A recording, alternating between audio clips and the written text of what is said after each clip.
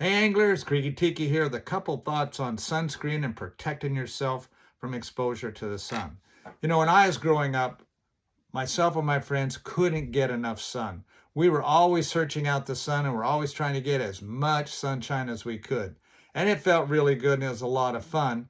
And it's now led to where I now make too many visits to the skin doctor and just give him way too much business.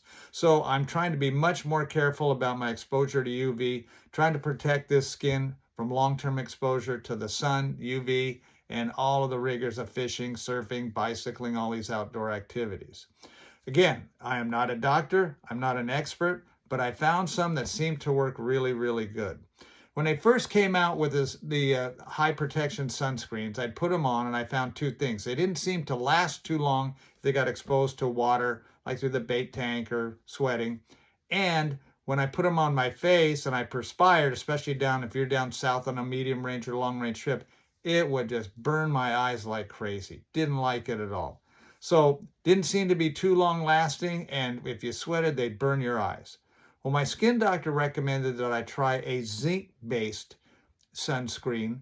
It dries a little bit more than those original ones, and it seems to me to be much, much more durable. So there's a variety of them out there. You'll see that it says it's a zinc-based sunscreen. If you read them, some of them will have a little bit different UV ratings, but you have high rating zinc sunscreens.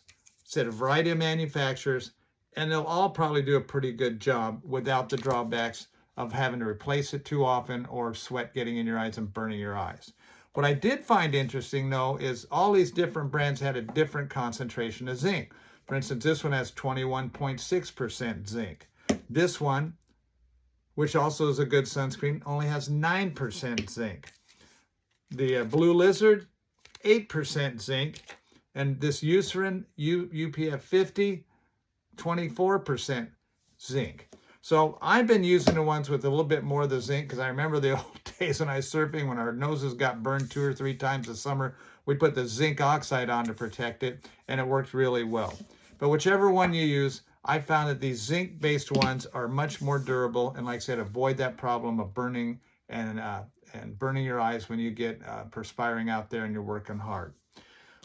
Along with that, these hats are really popular. They're the most comfortable, my favorite out there, but now that I'm starting to get stuff frozen off my ears, burned off the back of my head, burned off my neck, I shift over at times to the soft campaign hats.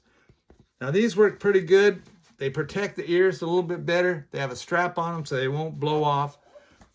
Much better protection than just a regular old ball cap. They look funky, but hey, you know what? I want to be fishing for a long time, so I'm going to give them a go.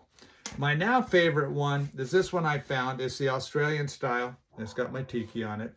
It has the unbuttonable sides, and it has a back flap. I put a snap on that back flap so I can wear it if it's not too sunny and not too much exposure back there. I can wear it without the back flap. There's a whole lot of sun.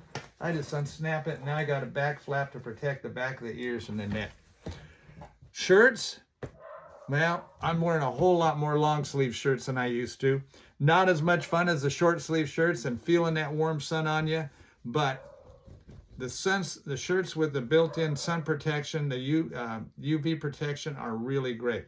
Another really good thing about the UV shirts, since I'm wearing long sleeve shirts, we always seem to be getting a sleeve in the bait tank. And if it's a cotton shirt like this, it'll wick up and it stays soaked and stays heavy all day. One nice thing about the shirts that have UV protection, the material they're made out of doesn't absorb as much water. They dry out more quickly. They're much more comfortable. You can pull them up and keep them out of the water easy, but even if they do get wet, they dry a little easier. Well, if you're trying to protect that skin, I suggest you talk to your doc and skin doc about it. This is what I found works pretty effective for me. Looks funky, works good. Hopefully it'll keep me fishing a few more years longer than I would have otherwise.